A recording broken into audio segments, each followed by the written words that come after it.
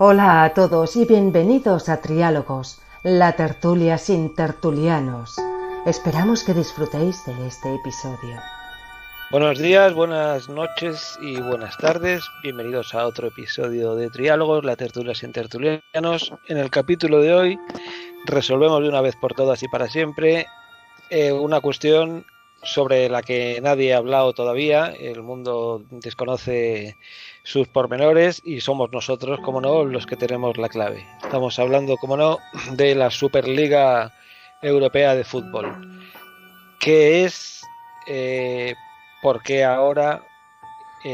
¿Por qué no ahora? Como parece ser que no va a ocurrir. ¿Qué es lo que hay de fondo? ¿Quién se está enfrentando a quién?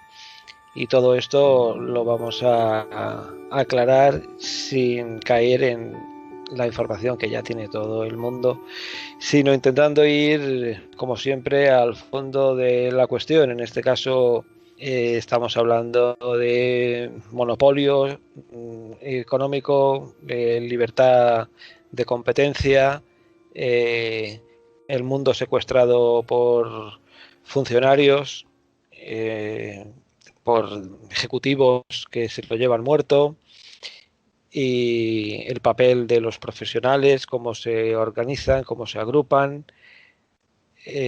Además, tenemos, como no, una burbuja económica en este sector que ha sido uno de los que ha crecido más en las épocas de bonanza y que ahora está reventando.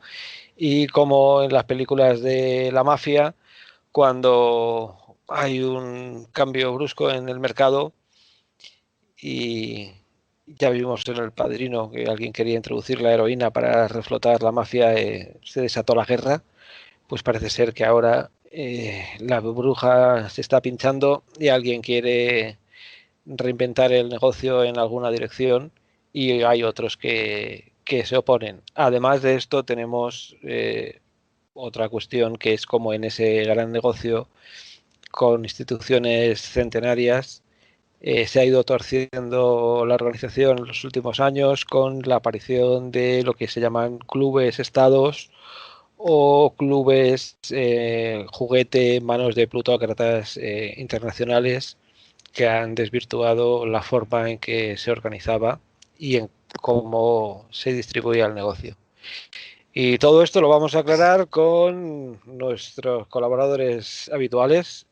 Tenemos en Bogotá, Colombia, José Carlos Cámara, o en Madrid, a lo mejor. En un lugar indeterminado.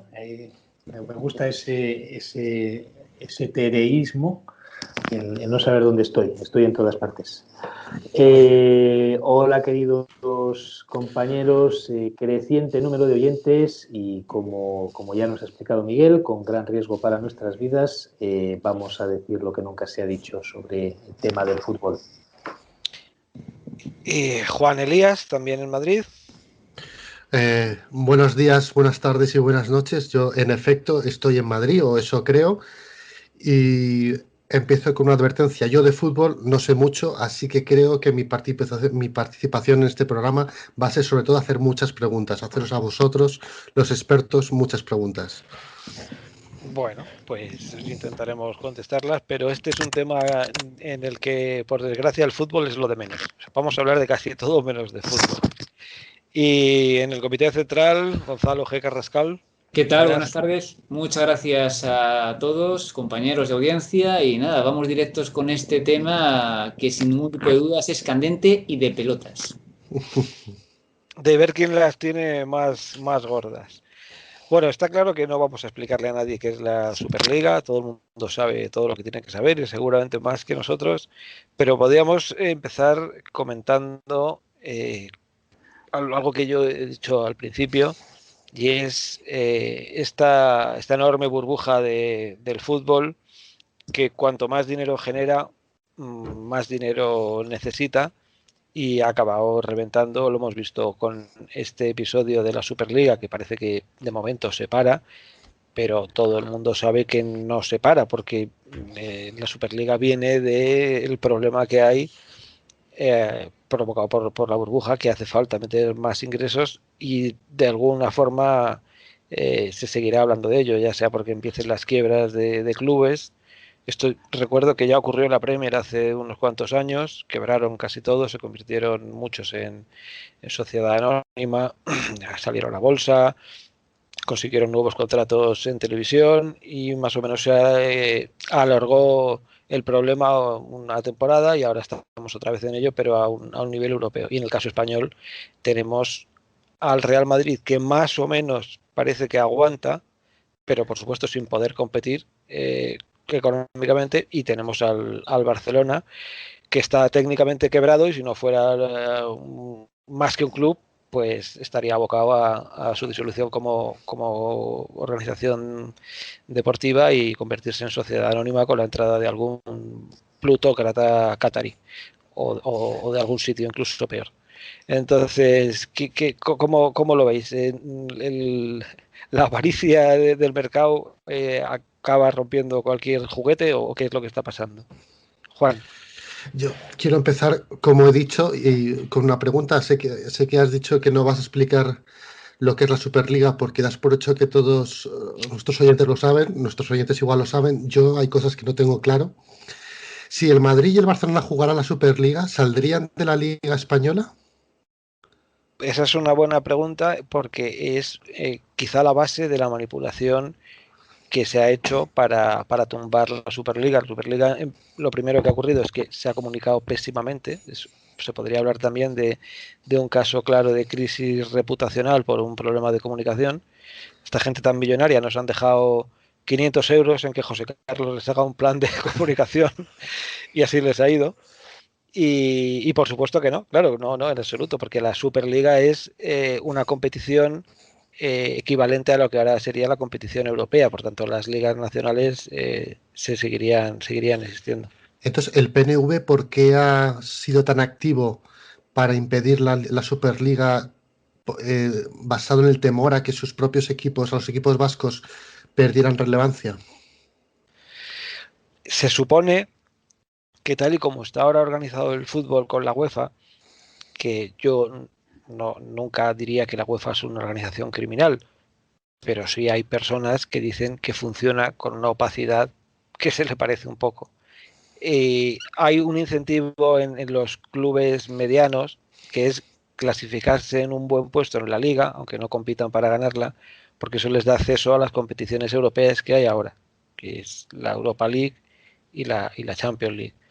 Se supone que con la Superliga Europea, esas competiciones europeas que dependen de la UEFA se verían muy devaluadas porque no contarían con los grandes equipos y ingresarían mucho menos dinero. Entonces, dentro de las federaciones y las ligas nacionales hay un movimiento de los clubes más pequeños que se quedarían fuera de la Superliga porque creen que eso les perjudicaría, porque no accederían a ese mercado. Por otra parte, los que han organizado la Superliga dicen que no sería así, porque la cantidad de dinero que se generaría es tan descomunal que llegaría mucho de ese dinero a clubes sin necesidad de estar dentro de esa nueva Superliga. ¿Por qué? Pues porque tienen previsto unos mecanismos de compensación, es decir, directamente darles dinero, pero sobre todo porque con el aumento de ingresos podrían hacer los fichajes que hacen ahora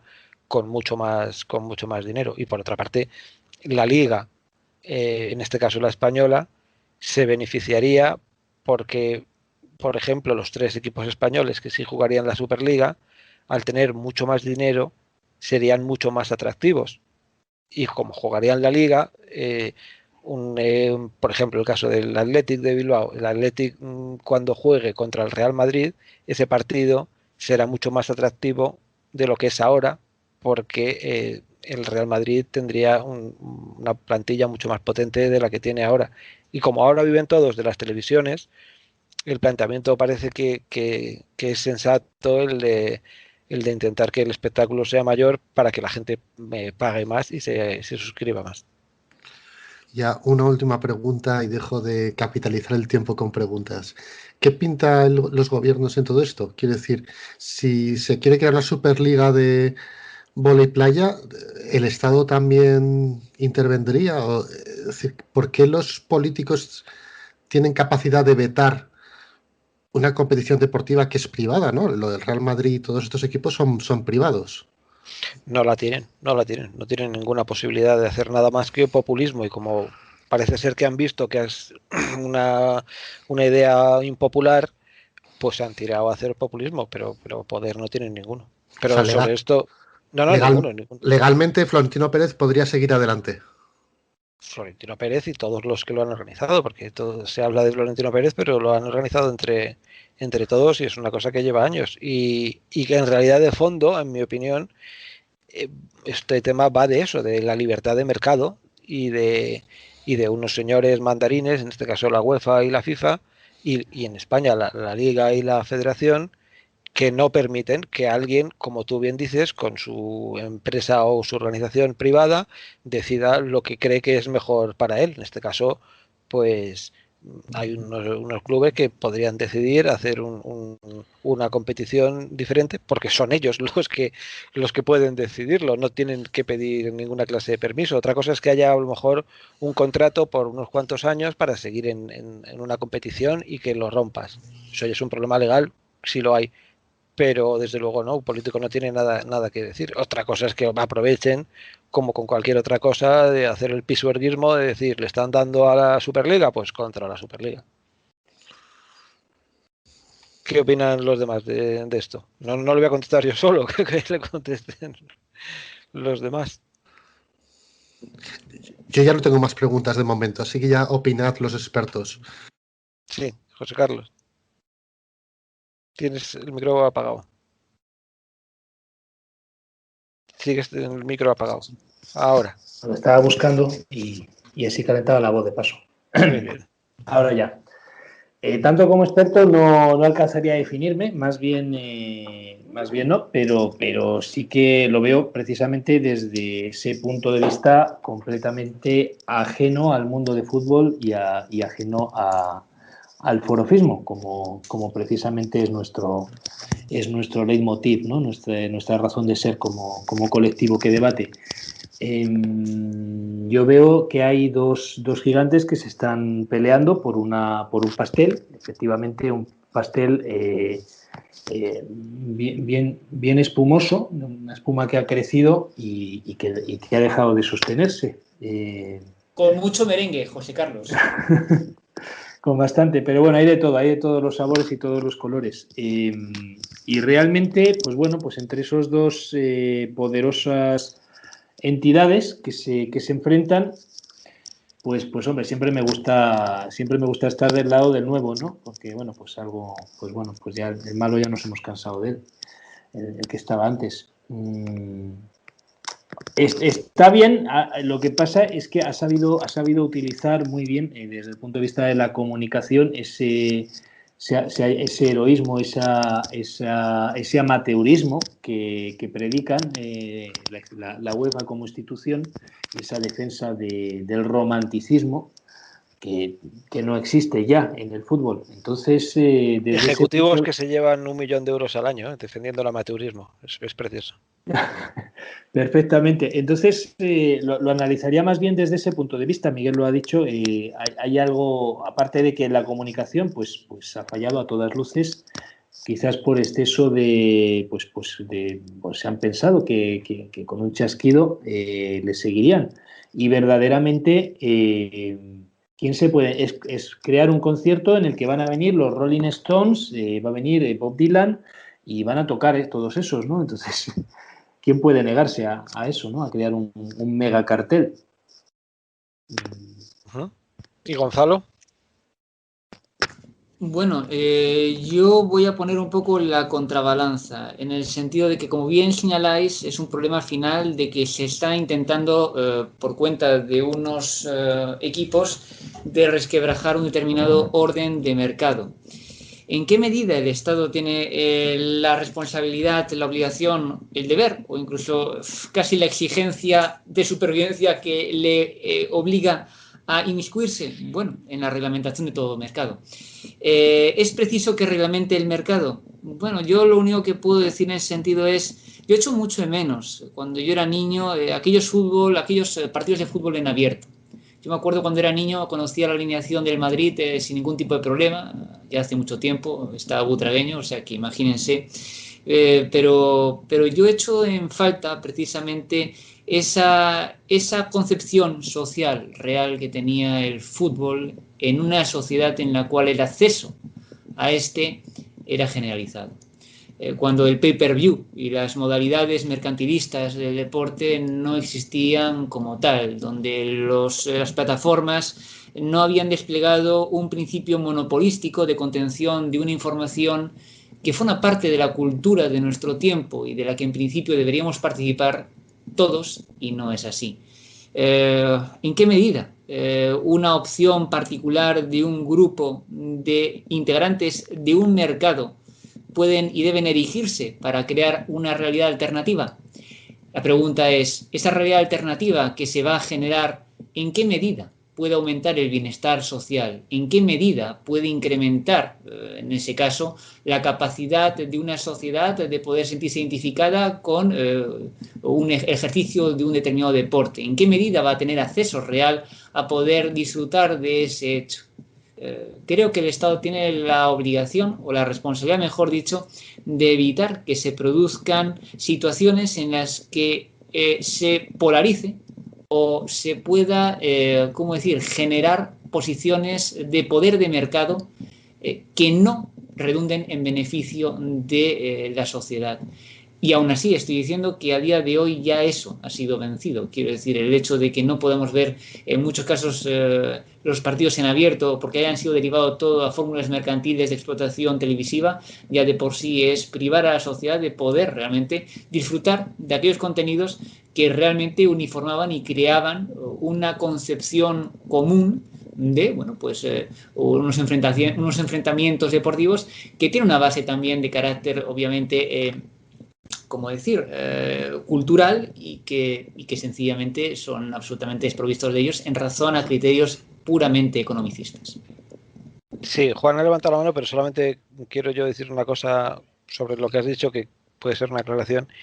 La primera, que los partidos en abierto no son gratis, aunque se den en una televisión pública. Lo pagábamos públicamente todos. Lo segundo es que durante mucho tiempo simplemente es que no había otra televisión, con lo cual no había ninguna libertad de mercado, más que en el caso de que la única televisión pública quisiera pagar algo, pues eso que te llevabas, y cuando llegaron las televisiones privadas, pues se estableció la competencia como cualquier otro mercado por los derechos de un show televisivo, que en este caso eran los partidos de fútbol. Sí que hay, y ya acabo para que hable Juan, un caso en el que posiblemente creo que estaría más justificado y podría incluso haber una intervención directa, y es, por ejemplo, el caso de competiciones internacionales, pensemos, no sé, un mundial de fútbol, incluso una olimpiada, en el que realmente estás representando a tu país y que probablemente estaría justificado que hubiera una intervención o un derecho preferente de lo público para poder acceder antes a esos derechos. Creo, pero vamos, creo que es suficientemente viejo para haber visto ese fútbol en abierto, pero claro, es que no había otra cadena más que... Sí, pero yo lo evalúo no en términos puramente de cuál es la tipología de mercado, si era monopolístico o si había opción a que pudiese haber más demandantes, sino el hecho de en qué medida esa modificación de la relación de mercado ha ido y ha redundado en beneficio del bienestar público. Es decir, en qué medida la sociedad se ha visto segmentada económicamente y en qué medida esa segmentación económica hace que haya unos individuos que puedan participar de un hecho deportivo, de un hecho cultural sustancial a su sociedad, y cuáles son sencillamente apartados de esto por un principio economicista. Eso es en lo cual yo me baso. Sí, no, eso sí me había quedado claro. Si quieres, hacemos una ronda luego y hablamos de eso. Y Juan, a ver, ¿qué quieres saber ahora, Juan? No, ahora no quiero saber, ahora quiero afirmar, quiero ser asertivo y quiero negar la mayor en la propuesta de Gonzalo. Yo no creo que el fútbol en ningún caso sea una cuestión sistémica, una necesidad sistémica del país. No creo que haya un derecho al fútbol. El fútbol es un entretenimiento bastante bobo con el que se gana mucho dinero. No es una necesidad ciudadana tener acceso al fútbol. Entonces, entiendo que la sanidad, pues sí, eso es sistémico y con eso no se puede especular y no se puede supeditar a las leyes del mercado la seguridad social. Eso es cierto, los hospitales. Pero el fútbol, hombre, es como que exijo ver las películas de James Bond porque es mi derecho a ver películas de James Bond, ¿no? Las películas de James Bond están hechas para ganar dinero y tú no tienes derecho a verlas gratis. Sí, yo la verdad que antes de que hable José Carlos, yo estaba pensando algo parecido y es en relación a cualquier otra cosa, porque claro, si yo supongamos que consideras que el fútbol es una actividad cultural como cualquier otra y crees que existe un derecho a acceder a él, pues, y entonces, ¿por qué tengo yo que comprar un libro o un disco o pagar una entrada de teatro? Tendría que tener también derecho. A lo mejor sería estupendo, ¿no? Pero no veo por qué el fútbol sí y otras cosas, ¿no? Incluso la comida, ¿no? Yo si no pago el pan no me lo dan. Que no se me ocurre. No, ojalá. Pero cuidado, claro que existe y tienes derecho a la lectura. Las redes de bibliotecas nacionales municipales se basan precisamente en eso, en acceso precisamente a esos contenidos, ya sean multimedia, ya sean escritos, que te permiten participar de la base cultural. Otra cosa es que acude la gente a bibliotecas o los libros se mueran de asco en estanterías, eso es otra cosa. Pero la disposición precisamente de esos hechos que son culturales, que son fundantes y consolidadores de la subjetividad de los individuos y que les hacen realmente ser partícipes y conscientes de su tiempo. Y por supuesto que hay algo atávico y algo absolutamente antropológico en el hecho deportivo de la confrontación. Y obviamente en nuestra cultura, tal y como se configuró desde hace un siglo a esta parte, desde que vinieron los ingenieros de minas ingleses, si no recuerdo mal, seguro que José Carlos sabe mejor decirme dónde era, en Río Tinto. Huelva, sí. En Huelva. Río Tinto, ¿verdad? Y bueno, introdujeron esa modalidad deportiva y fue directamente asumida, seguramente por promoción del poder, para que así fuese, de un modo generalizado. Claro que tiene una función antropológica. Hay un elemento absolutamente de válvula de presión y de precisamente confrontación no, ¿cómo decir? No, sí beligerante, es beligerante en sí mismo, porque toda confrontación lo es, ya sea un partido de fútbol o sea una confrontación de petanca o un juego de parchís, pero al menos evitar la parte cruenta. Y obviamente la sociedad requiere de elementos de válvula de escape que permita que los individuos puedan realmente sublimarse o dar salida pues a su propia enajenación que toda vida humana conlleva. Por tanto, sí rebato, creo que es preciso que haya un acceso de los individuos a la construcción de la subjetividad de su tiempo, es decir, nosotros no vivimos la vida de los egipcios faraónicos, nosotros no vivimos la realidad de los españoles del siglo de oro, nosotros vivimos la realidad de los españoles de día de hoy, con todo el bagaje cognitivo que representa, todo el bagaje cultural y también, obviamente, el deporte forma parte de esa esfera de reconocimiento de los individuos entre sí, ya sea formando parte de una misma identidad grupal o como contrarios, y creo que obviamente el Estado tiene el deber precisamente de regular los mercados que garanticen de tal manera el menor grado de disección y de segmentación basado en principios económicos que permitan la mayor accesibilidad de los individuos a participar de su tiempo. Bueno, varias cosas. El fútbol es un canalizador de las violencias y pulsiones atávicas, en parte porque ha sido construido así y porque el Estado lo ha estado respaldando desde hace muchos años para canalizar precisamente todo eso. Es decir, el fútbol no es así porque sea así por naturaleza, sino porque nos lo han impuesto así. Bueno, pero es que hasta el sexo es como es porque se nos ha impuesto para que sea del modo que es. Bueno, el fútbol está impuesto desde los años 50 en España por Fraga. Hay una serie hay una genealogía histórica mucho más explícita y clara que el sexo, que es desde las cavernas y... Bueno, déjate que la postura del misionero no se llama así de cualquier modo por cualquier razón, ¿eh? O sea, hay una intervención estatal, institucional completa. Pues la postura del misionero estamos hablando de hace 500 años, que es bastante más, y ya es la presencia de la Iglesia Católica y una serie de cuestiones que es un magma histórico mucho más amplio e inasible que la imposición del fútbol en los años 50 en España para sustituir a los toros como entretenimiento o dopaje o opio del pueblo español. Y aún así, yo no sigo sin ver que es que sea un derecho ciudadano tener el fútbol gratis. ¿Pero por qué vas a tener el fútbol gratis? Es que no tiene ni pies ni cabeza. Pues ¿por qué no el baloncesto o el hockey? O sea, Bueno, yo, perdona que te he cortado, pero es que cuando oigo la palabra gratis me echo la mano a la cartera. La palabra gratis hay que prohibirla. No hay nada gratis, no existe nada gratis. No existe, es falso. Gratis vale, no es verdad. El término exacto es estatal, que el fútbol bueno, sea no, estatal.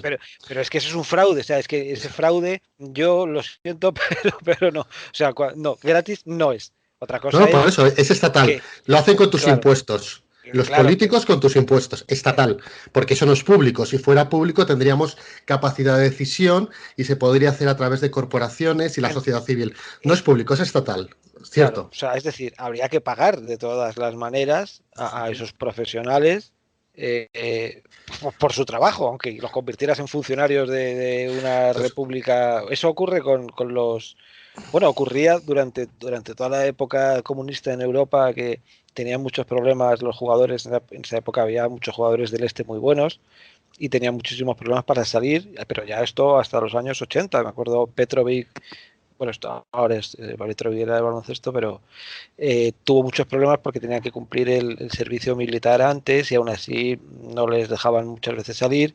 Y tenemos el caso de Corea del Norte, que son bastante buenos dentro de lo que cabe al fútbol, y ellos acuden a los mundiales como parte del ejército, incluso se exponen a castigos militares si tienen un partido bochornoso. Bueno, podríamos ir a ese modelo, pero entonces ocurriría lo que, en mi opinión, ocurre siempre que tiendes hacia un modelo comunista de intervención, y es que el espectáculo sería una auténtica porquería y no habría, porque el espectáculo se ha hecho tan bueno precisamente por la libre competencia o por una competencia lo más libre dentro de lo que se ha podido. Si la quitas y son funcionarios los que juegan al fútbol, pues no tendría ni pies ni cabeza. Y por otra parte existe el deporte amateur y las redes, por ejemplo, de ligas municipales, que tú te puedes bajar el sábado al polideportivo de tu barrio y ver unos partidos muy majos de los chavales de tu barrio, no hay ningún problema. Sí, sin duda eso es una opción abierta. La cuestión no es solamente esa capacidad para que tengas acceso a unas instalaciones, sino que tengas capacidad de acceso precisamente, o que haya una facilitación en el acceso precisamente a ese hecho deportivo. Quiero decir, el hecho de no participar de tu tiempo en razón a un criterio económico es enormemente triste.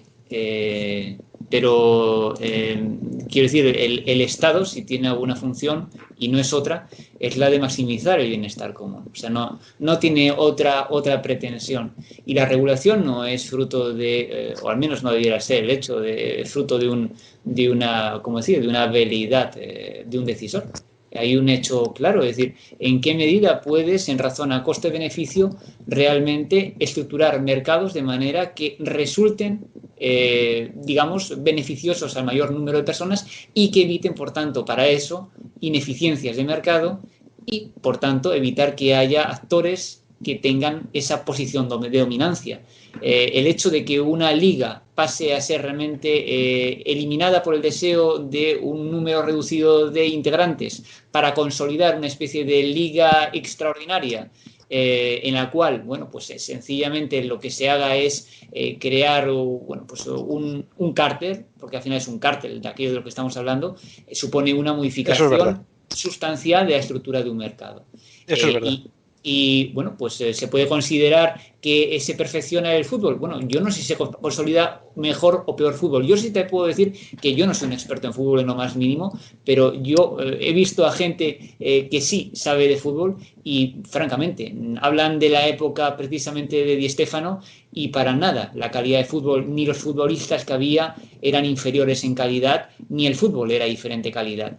Era menos escénico, era menos comercial. No se tallaba la valía de un jugador en razón a la mercantilización o la capacidad de vender su camisa con su número en el dorso.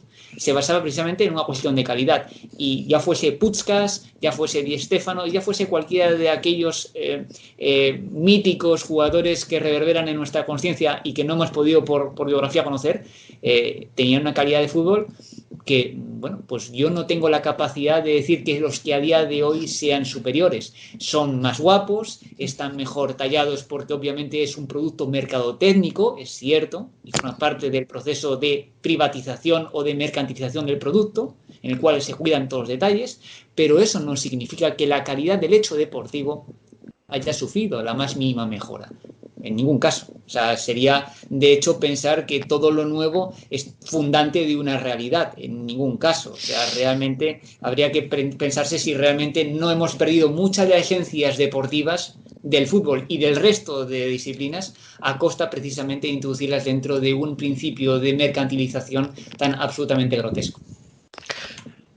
Lo que sí, ahora te dejo, Juan, lo que sí hay que decir, y es de hecho lo que ha desatado esta guerra, es que el mercado ha tenido un problema, y ese problema es el que se está viendo cómo se trata de resolver. El problema es que la explotación cada vez mayor de la profesionalización y, como decía Gonzalo, convertirlo en un show televisivo del fútbol ha sido muy próspero, ha crecido como nunca, pero también ha creado una burbuja que ahora estamos viendo que lo está destruyendo, porque no pueden crecer indefinidamente, porque además en este caso, y tiene un poco que ver con lo que ha dicho Gonzalo, aunque por supuesto no estoy de acuerdo que se pueda comparar el fútbol de los años 50 y 60 con la super profesionalización y la criba de millones de chicos con unos planes de entrenamiento que no se pueden comparar, pero bueno, poniendo que fuera igual, se remite esta burbuja siempre a algo que es finito, y es la capacidad de los humanos para hacer bien, en este caso, algo como el fútbol. Es decir, no se justifica que Messi gane 75 millones de euros por lo bueno que es, porque no tiene ningún sentido.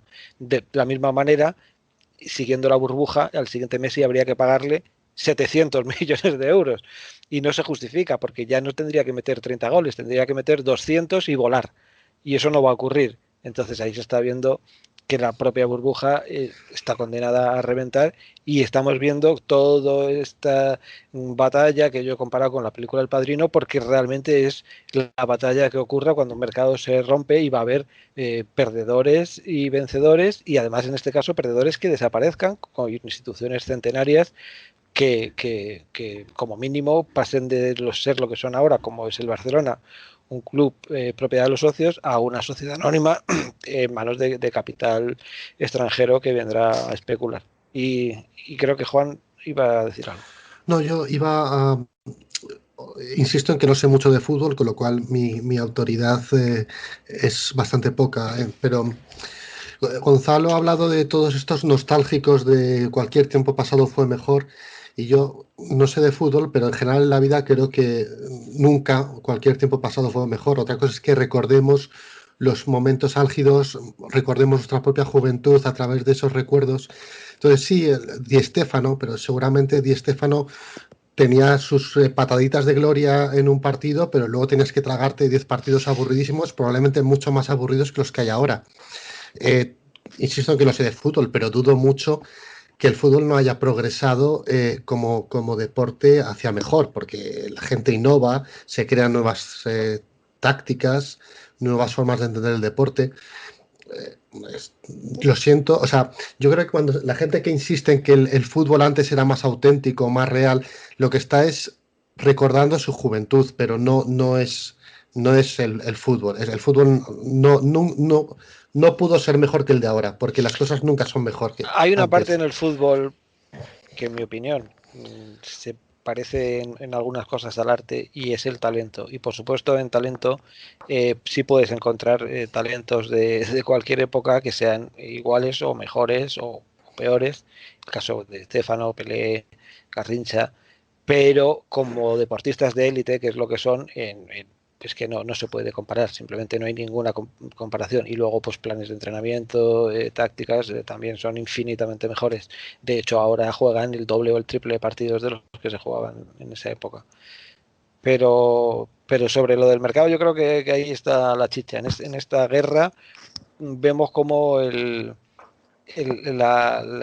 pues eso, no sé si la avaricia o quizá la torpeza de los que lo gestionan acaban matando la gallina de los huevos de oro.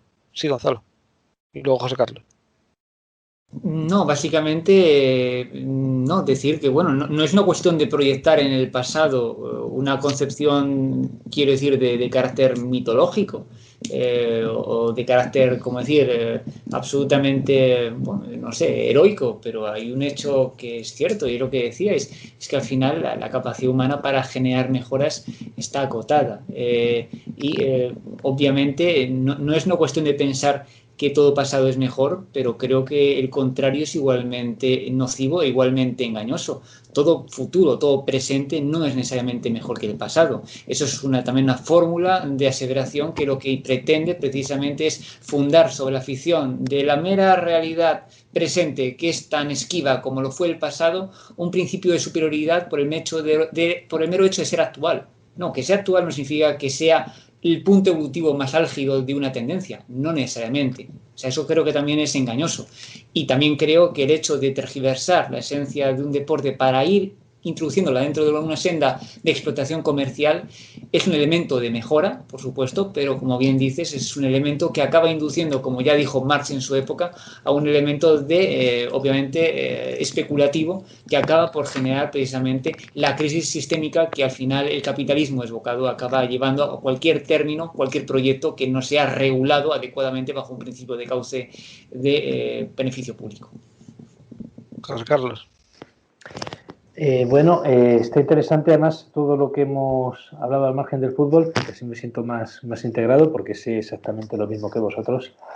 En cuanto al tiempo pasado, cualquier momento que no existe y que sí es mejor o peor, esto está estudiado, es un sesgo cognitivo que nos hace recordar con cariño esos tiempos.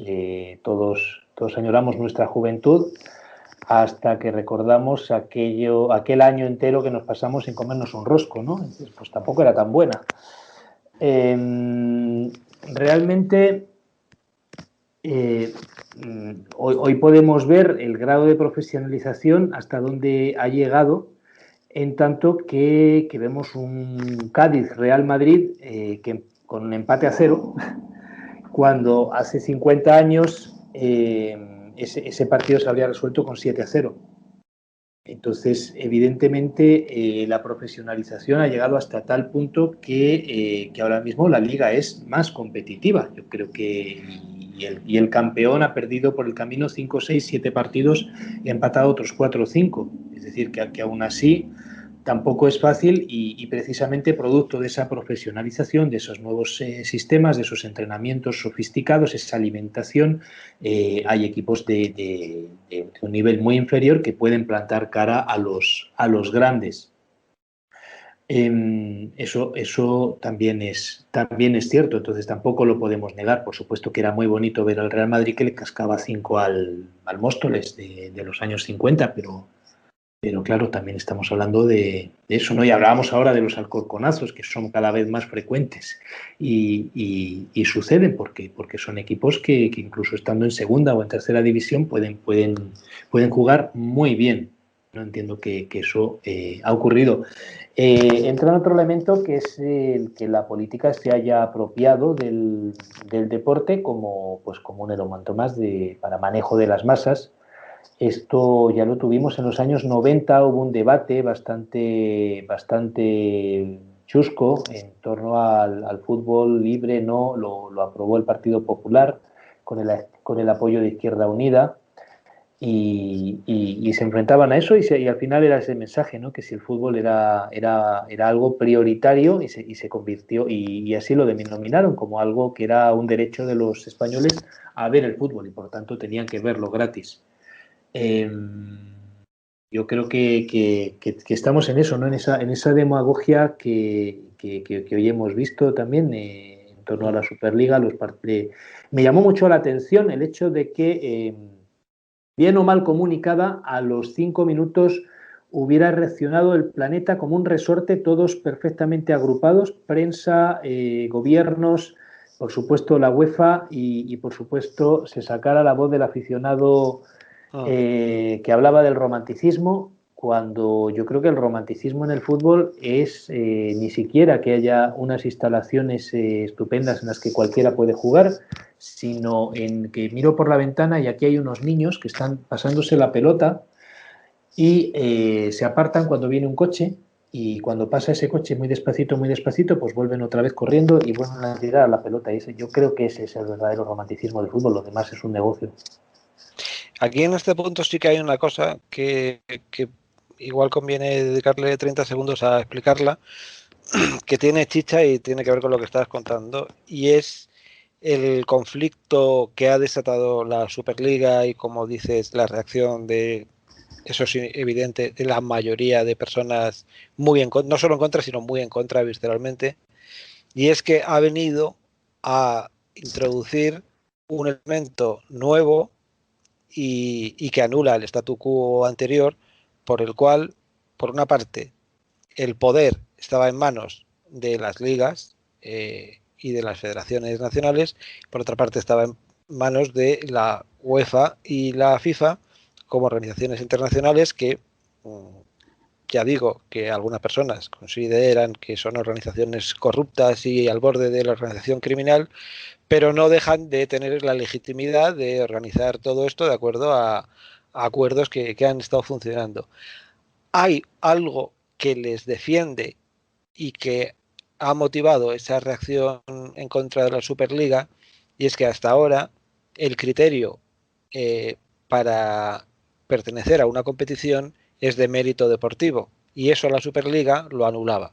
Es decir, lo que ha provocado esa reacción en contra, y que tiene bastante razón, y es lo que vemos que ha explicado mal la Superliga, a lo mejor porque no pueden, es que anulaba el mérito deportivo y lo sustituía solamente por la capacidad económica, de tal manera que era lo que han llamado un club de ricos, con los 12 clubes con más ingresos, y sobre todo los 12 clubes que se ha comprobado estadísticamente, porque no son tontos los que lo han montado el negocio, ni JP Morgan, que es el que va a dar el crédito, son los clubes que generan una mayor audiencia y mayores ingresos por televisión, que es de lo que va este negocio. Entonces, ese club, al ser cerrado, ya se rompía la cultura del mérito deportivo, por la cual si tú lo haces bien en segunda división subes a primera, si de primera lo haces bien llegas a jugar la Europa League, si lo haces un poco mejor jugar la Champions League, que es donde vas a ir ganando más dinero y haciéndote más grande. En eso creo que tienen bastante razón, y es lo que ha provocado pues todo este mundo de las aficiones y los ultras en contra. Pero por otra parte, toda esa gente creo que es un poco inocente porque no ha reconocido, yo he visto sobre todo los británicos, ¿no?, del Manchester City, me hacía mucha gracia, ¿no?, que se ponían en plan patriotero, no quieren acabar con el fútbol popular y la Premier. Pues Manchester City es del millonario más mega millonario del Golfo, y que está allí para jugar con el club, y el Chelsea es de Abramovich, y aquí en España han destruido el Valencia con un millonario chino, y el Paris Saint-Germain es un club estado que está haciendo trampas, rompiendo las reglas del mercado de la UEFA, porque se le permite sistemáticamente incumplir la ley de fair play financiero, porque a la UEFA no le importa que tú incumplas las leyes siempre que sea para meter más dinero en el negocio. Y como eso es lo que hacen los plutócratas y los clubes Estado, pues la UEFA está de parte de ellos, en contra de otros, que en este caso son el Real Madrid, el Barcelona, debería ser el Bayern de Múnich, la Juventus, que tienen una capacidad muchísimo más limitada de perder dinero, porque sistemáticamente esos clubes lo que hacen es perder dinero, porque hay una fuente infinita de dinero que los financia rompiendo cualquier ley justa de mercado. Y ese es el siguiente melón que podemos comentar. Gonzalo.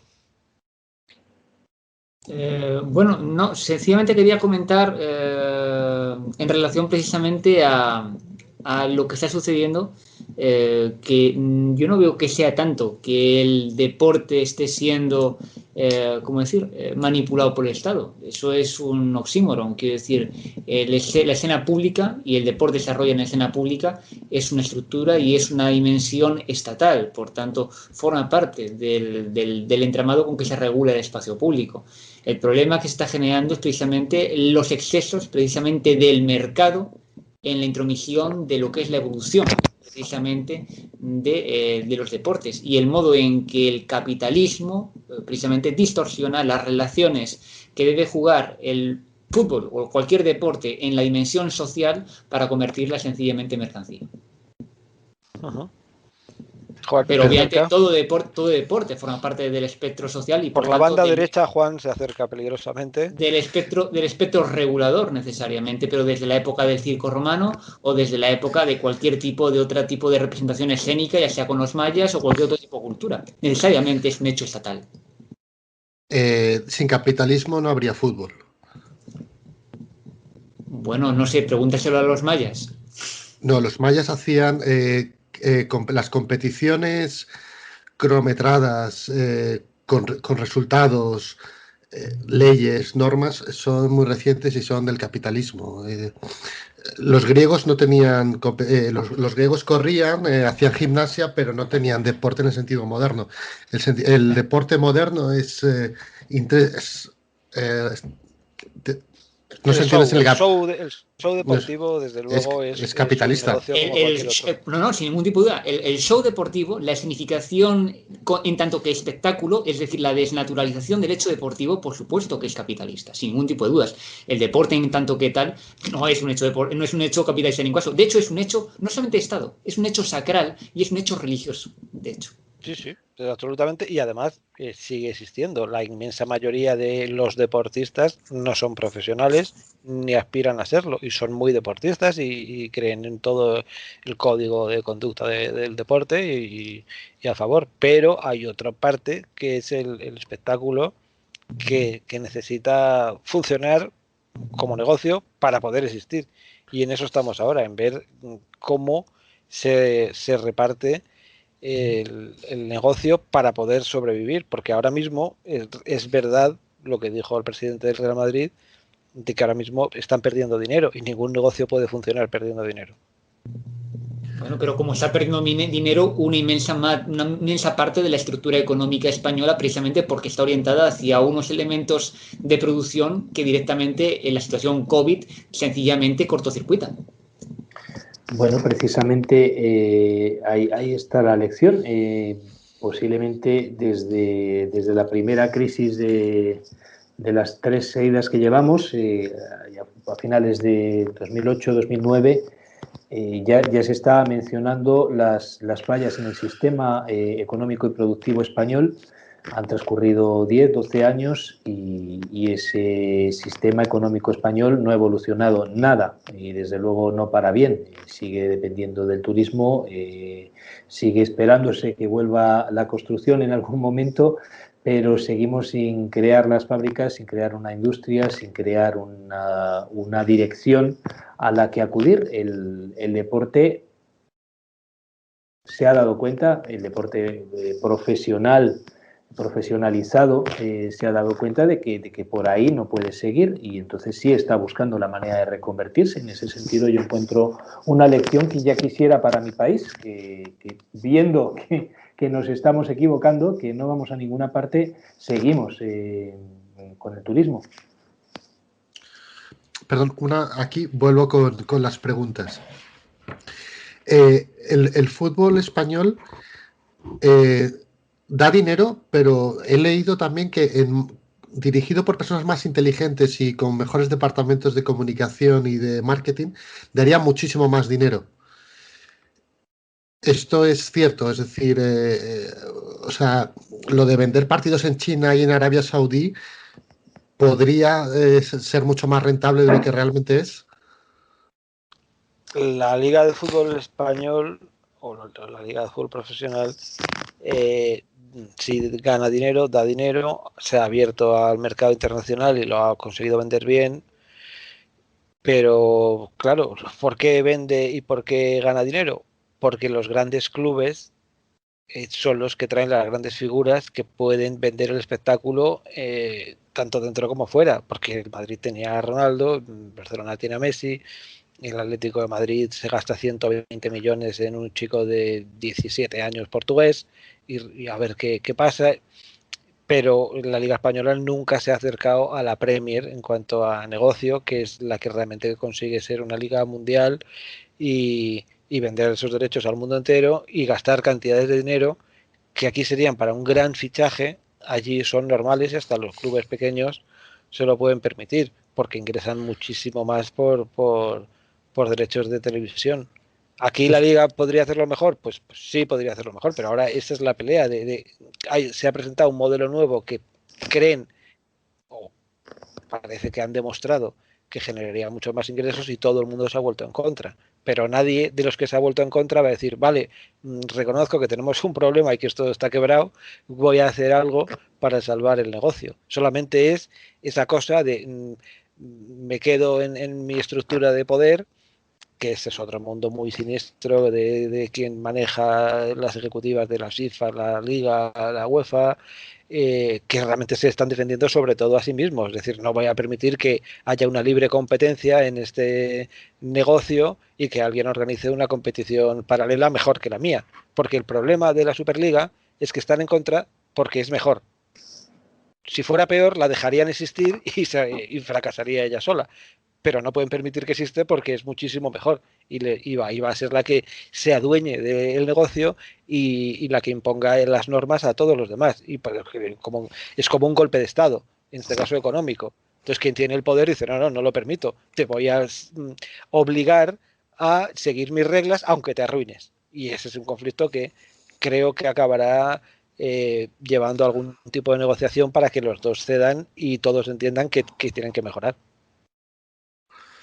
Pero igual si los gerifaltes del fútbol hubieran hecho reformas hace 10 años, todo esto no sería necesario. Seguro, claro, si es que todo esto viene precisamente de eso, de que le están diciendo a la UEFA que no lo está haciendo bien porque en economía hay un principio que Gonzalo seguro que nos explicará, que es el coste de oportunidad, que es el dinero que estás dejando de percibir por no hacer bien las cosas que podrías hacer, porque ya tienes los activos para poder hacerlo. Y eso, cuando lo que hace es reducir tus beneficios, pues a lo mejor no pasa nada. Pero cuando ahora estás en pérdidas y no lo haces, lo que hace es llevarte a la ruina.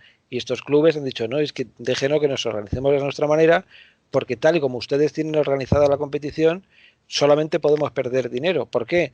Porque la UEFA tiene esa obsesión imperialista de crecer cada vez más y meter cada vez más países. Pero eso no es bueno para el negocio, porque a nadie le interesa un Malmö contra el Besiktas o un Slavia de Praga contra el Benfica. Se ha comprobado que eso no lo ve nadie. En cambio, la Superliga es el modelo de reducirlo a los clubes que se ha comprobado que generan audiencia y negocio, y es que yo pueda ver cada año 2 veces al Barcelona jugar contra el Inter o al Liverpool contra el Real Madrid. Y eso realmente es un negocio mundial que se sabe que inflaría la caja y luego iría fluyendo, habría que ver cuánto, hacia los demás. José Carlos. O un Kosovo-Gibraltar. Sí, que ahora ya están jugando. Claro. Es decir, que la UEFA ha presionado para que... No, si al final la UEFA tendremos un Chamberí Carabanchel. Y eso no puede ser. Claro, que la cuestión es incluso hasta qué punto la UEFA tiene una fuerza. Kosovo, como sabéis, es un país no reconocido por muchísimos otros países de Europa, entre ellos España, por una razón muy, muy evidente. Y por otro lado, que Gibraltar cuente como un combinado nacional, pues también para España es deshonroso, al igual que el hecho de que Macedonia se llame así es molesto para Grecia, ¿no? Como sabéis. Lo cual demuestra que si la UEFA está presionando para que esto ocurra, está creando política, está cambiando el mundo, ¿no? Ese es su poder. Yo creo que Miguel lo ha explicado muy bien y es una cuestión así de clara, qué audiencia tienen estos equipos y por qué tienen que verse arrastrados a renunciar a esa potencial audiencia. Son máquinas que marketingianamente bien explotadas pueden producir muchísimo más y tiene sentido. ¿En qué sentido se puede ir ese dinero hacia abajo? En el momento que, como dice Miguel también, encuentran a un portugués de 17 años que está jugando en el Elche, pues van a pagar la cantidad que el Elche solicite a cambio de que les entregue los derechos de ese jugador portugués de 17 años. Y vuelvo a lo mismo, vamos a trasladarlo a cualquier otro negocio.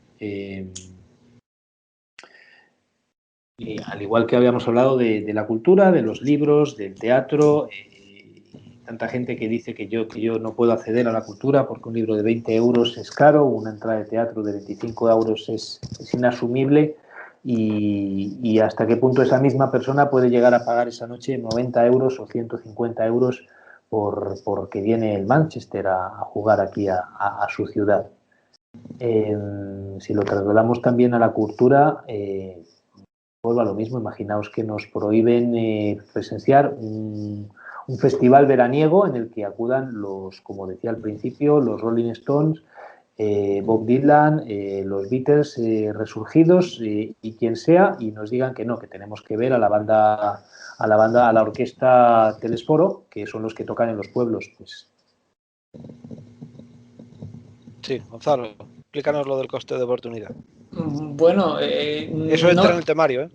Entra dentro del temario, pero sí, aunque sea cierto que al realizar un partido, al final, si no es tan sustancioso o tan atractivo por los contendientes, resulte perjudicial en términos de rendimiento económico que puedes extraer del encuentro, estaríamos también planteándonos que son lecturas distintas acerca de la movilidad, o mejor dicho, de la concepción de lo que tiene ese desarrollo de la mundialización.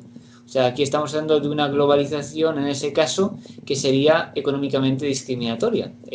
Obviamente, significa que los equipos de países, no tenemos por qué irnos a países, digamos, ¿cómo decir?, de baja dimensión, sino sencillamente económicamente a lo mejor no especialmente bollantes, pero con entidad nacional, por el hecho de que a lo mejor puedan resultarnos menos atractivos, no puedan realmente competir en pie de igualdad con el resto de equipos.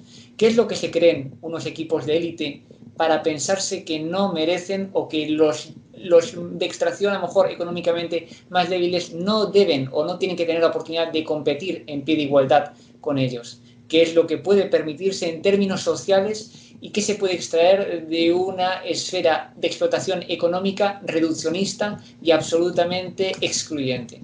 Yo no veo ningún tipo de bienestar en términos públicos y sociales que ese tipo de estructuras mejoren y favorezcan el bienestar público, la capacidad realmente de participar del presente del individuo. Yo creo que ese imaginario está detrás de estas protestas populistas masivas al ofrecer una liga cerrada, casi cerrada, porque había unas pocas plazas, en principio parece que 5, que estarían abiertas a otros equipos y los fundadores tendrían derecho a permanecer en esa competición, que por otra parte ya existe algo prácticamente igual, que es la Superliga de baloncesto, que se ha demostrado que funciona, a pesar de que la Organización Europea de Baloncesto también intentó boicotearla, y por supuesto es el modelo muy parecido al de los deportes profesionales en el país que realmente ha inventado el deporte profesional, que es Estados Unidos.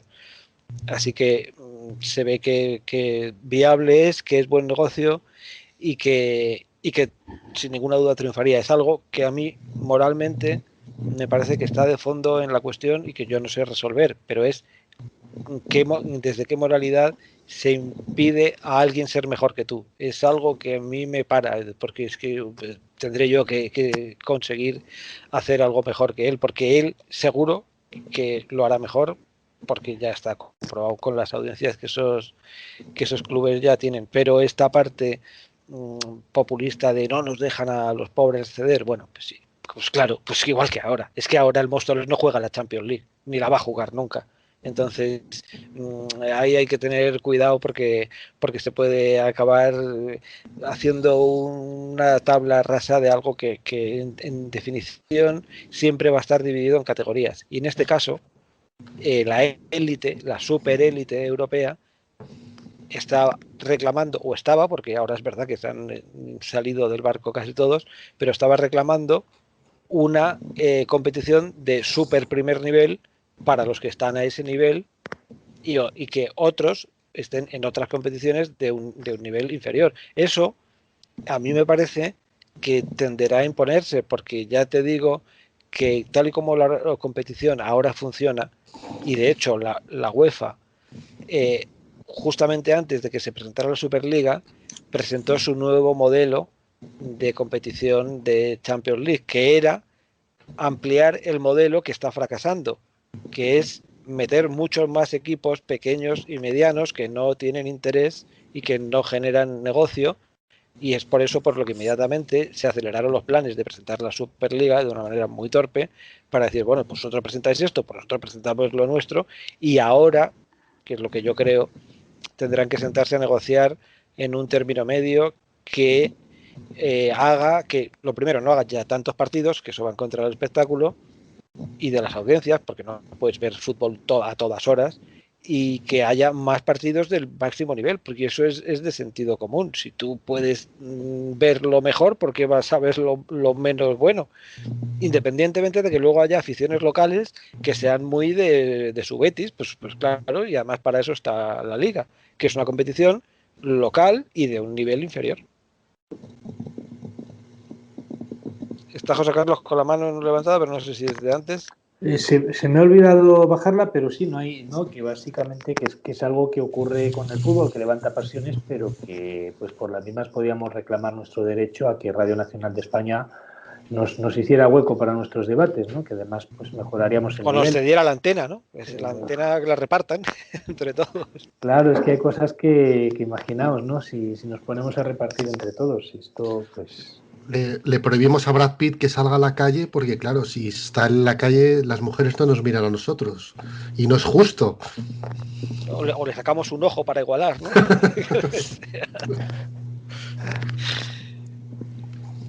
Bueno, yo creo que hemos resuelto de una vez por todas y para siempre hasta donde somos capaces, demostrando que hay algo detrás del ruido